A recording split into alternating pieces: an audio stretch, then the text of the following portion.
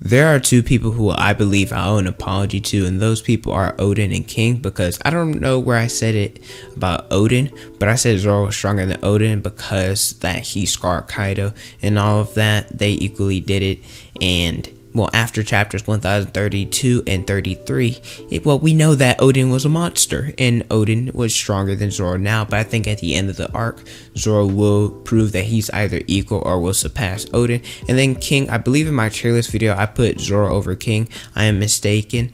I have King over Zoro as of right now, and the arc is over. I'm going to have Zoro over King, because right now, Zoro's getting, I don't want to say whooped, because he can compete. It's not like King is overwhelmingly stronger, overwhelmingly faster. This fight reminds me of a lot of Mr. One, when Zoro, he could keep up with Mr. One.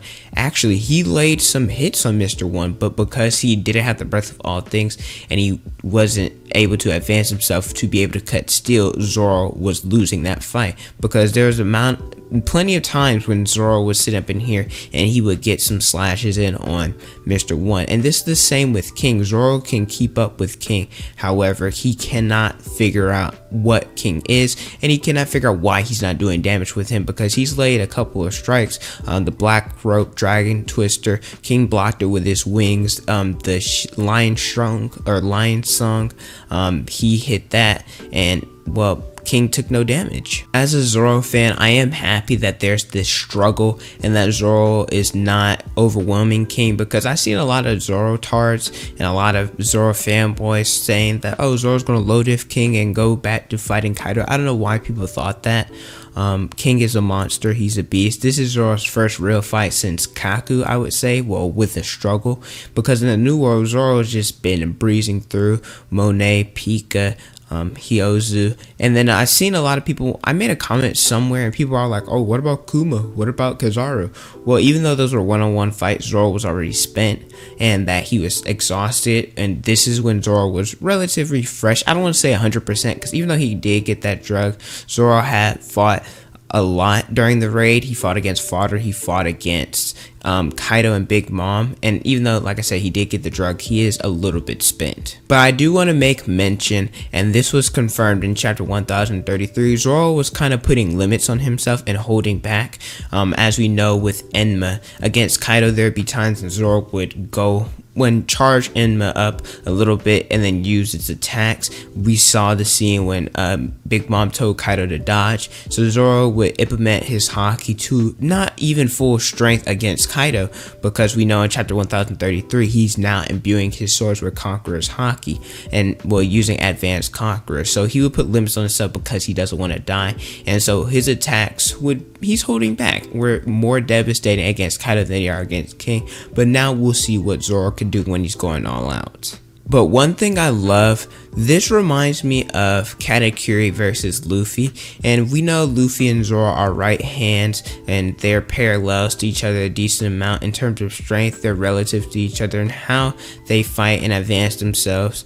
They're together, if that makes sense. So whenever Luffy does it, Zoro does it, and whenever Zoro does it, Luffy does it. And so against Katakuri, remember how he was always saying, I'm stronger than you, I'm faster than you, I'm better than you. And this is exactly what King's doing. He's like, I'm stronger, I'm faster. And even King is so cocky that he came down and was all like, oh, I'm gonna fight you in your element, I'll fight you using a sword.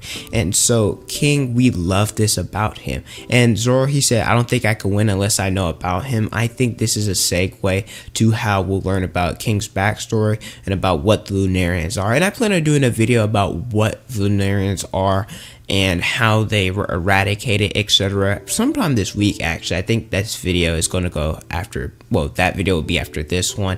And I also think that something with King and his flames has to do with why he's not taking damage, because Marco was shown to put a lot of impact on King and King bled, but also King was able to regenerate in some sort. And we saw Zoro when he cracked King's mask, to me it looked like he had a little scar on his forehead, and it seems that it's not there anymore, so it might have something to do with his flames. And if Zoro could figure that out, maybe he might have to switch to using flame rend or flame cutting attacks. And before chapter 1033, I wouldn't really say Enma was a power boost. Enma was a special sword. However, Enma was limiting Zoro, or Zoro was limiting himself with Enma. He was training with it, and now that he knows what Enma actually is, that he can use it to its best ability. So that's very important. And like I said earlier, unlike Luffy and Katakuri, that gap was huge. Let's be real, Katakuri was beating the dog snot out of Luffy for most of the fight until Luffy learned Future Sight and then turned into Snake Man.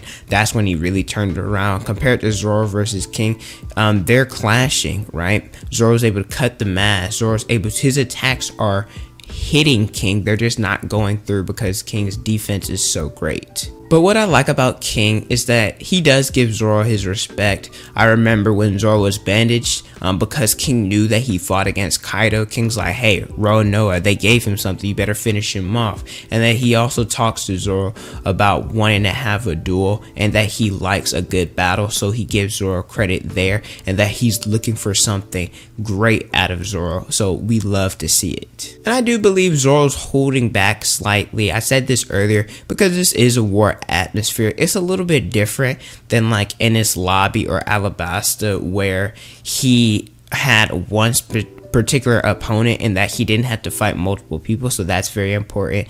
And what I like is that Zoro's thinking has a lot of inner monologue during this fight, because we don't really see that a lot from Zoro. We don't get a lot of inner monologue, and I think a lot of people discredit Zoro's intelligence. He's actually smarter than what we give him credit for, and I believe that a lot of people think, and well, it's been showcased that Zoro overcomes everything with willpower, and he can't necessarily do that in this fight. He actually has to think, and what's the word I'm looking for? That's the power of editing, because I didn't know what I wanted to say, but he has to think and really process what he's doing in order to win. And before chapter 1033, whenever Enma reacted to Zoro, Enma reacted after Zoro said he doesn't know if he can win without knowing what King is. At first I thought Enma was reacting because Zoro was losing willpower. Enma's like, oh, well, I don't need someone like you who's not fully or in this fight, where now we know that Enma was reacting because Zoro wasn't feeding it enough haki and that he was putting limits on himself. But now that Zoro is coding his swords in conquerors and King's going against it, I believe King's a conqueror because two things. One, with the name of King, and King wasn't really shocked when Zoro knocked those fodder out and was like, hey, you have kingly ambitions. And two, King was considered a god, right? Because the Lunarians, they were considered gods, and gods usually are above, well, they're above other people. So I wouldn't be surprised if King has it, and a lot of the right hands has it.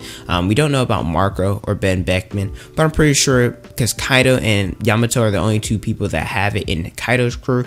So I think that King deserves it, just like Katakuri has it, and just like Rayleigh has it. But to conclude, Zoro getting beat like this and getting overwhelmed is very important for his growth, because after this and when he advances himself during this fight, he'll be a monster. I don't think Zoro will really do much after this because he does have all that damage.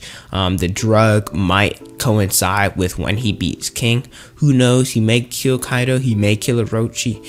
I don't know what Zoro's going to do, but I'm very excited and I'm happy that he's having this fight. King is a great opponent, and I think not only but a lot of the community disrespected him and underestimated him. But let me know how you guys feel about King. Are you guys happy that he's doing this as Zoro? Are you guys surprised? Because he came out his hybrid. I mean, Zoro fought King in hybrid for a little bit. He fought him in the 3 modes. So I think Zoro's doing pretty good for someone that's overwhelming him, and Zoro's being able to keep up. But let me know your guys' thoughts. Don't forget to like, comment, and subscribe. Also hit the notification bell so you never miss out on a new video from me. Instagram, Twitter, Snapchat is on the screen in the description below. Thank you guys so much for watching, and don't forget to unleash your potential.